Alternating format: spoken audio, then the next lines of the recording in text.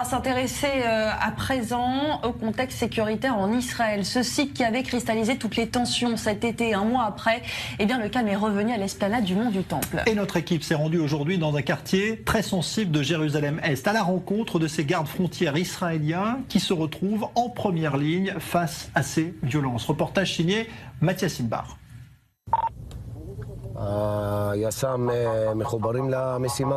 Le commandant Ayman est officier supérieur dans la police des frontières. Il est responsable des zones particulièrement sensibles à Jérusalem, les quartiers de Silouan et Res El Hamoud. Difficile de croire qu'un calme relatif règne ici, plus d'un mois après les émeutes qui ont suivi l'attentat mortel contre 2 policiers sur le mont du Temple le 14 juillet dernier. Des violences qui sont certes moins médiatisées pour cet officier, mais qui perdurent.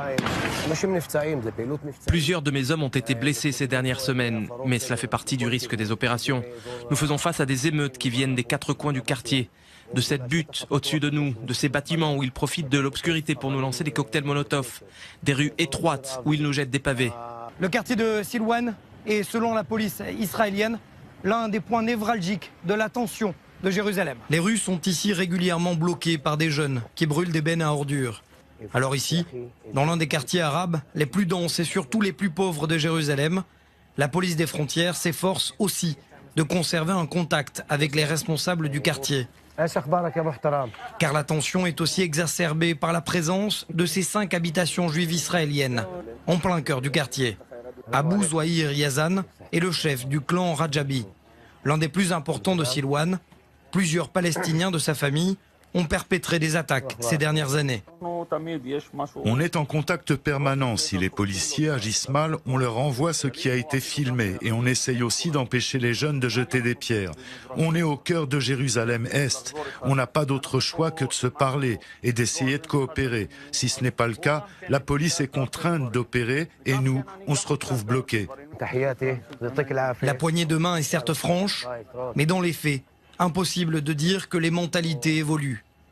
Ces policiers sont équipés des fameux protège-coups pour se protéger d'attaques au couteau.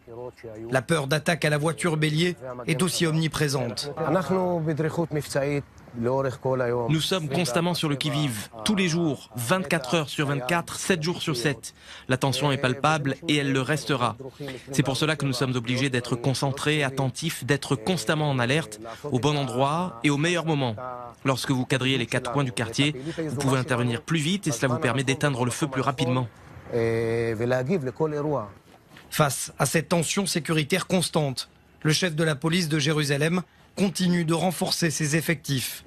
Car selon ces hommes déployés sur le terrain, la situation peut s'embraser à tout moment.